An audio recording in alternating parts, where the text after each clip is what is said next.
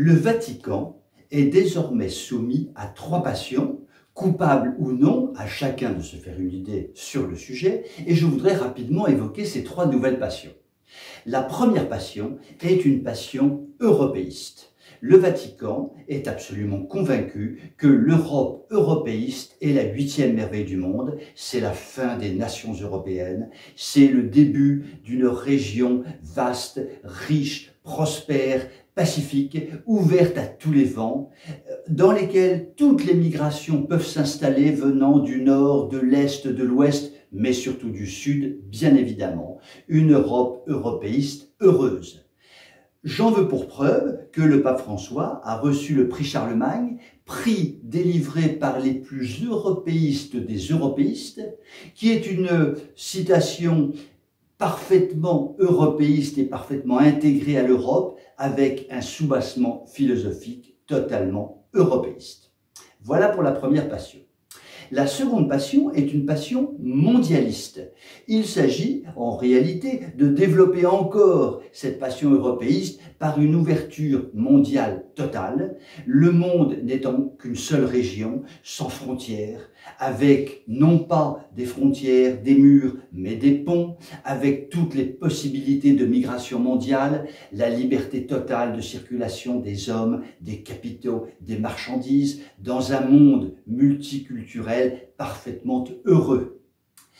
En dépit de ce qui se passe maintenant, le Vatican, manifestement, maintient cette position mondialiste et multiculturellement mondialiste. J'en veux pour preuve qu'en mai prochain aurait dû avoir lieu au Vatican une transformation extraordinaire de cet endroit si symbolique, transformé en village mondialiste multiculturel pour quelques jours. Mais Covid-19 oblige, cette manifestation a été supprimée et personnellement, je ne peux que m'en réjouir.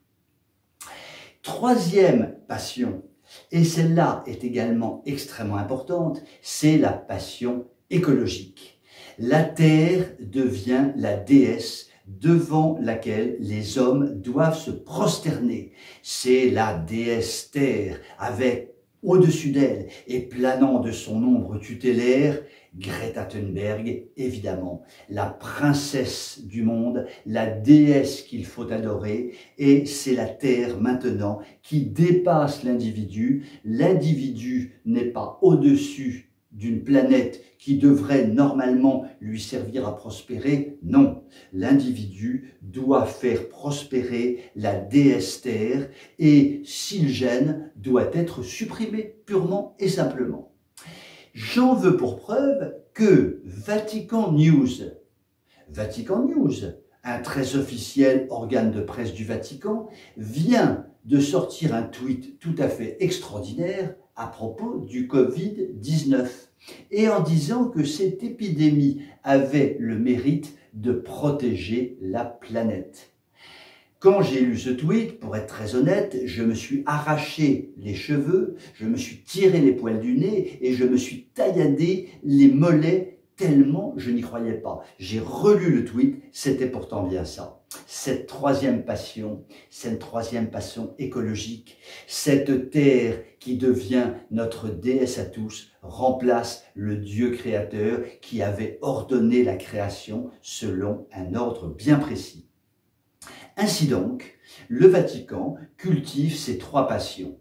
Et l'on se prend à rêver, comme Martin Luther King qui fit un rêve.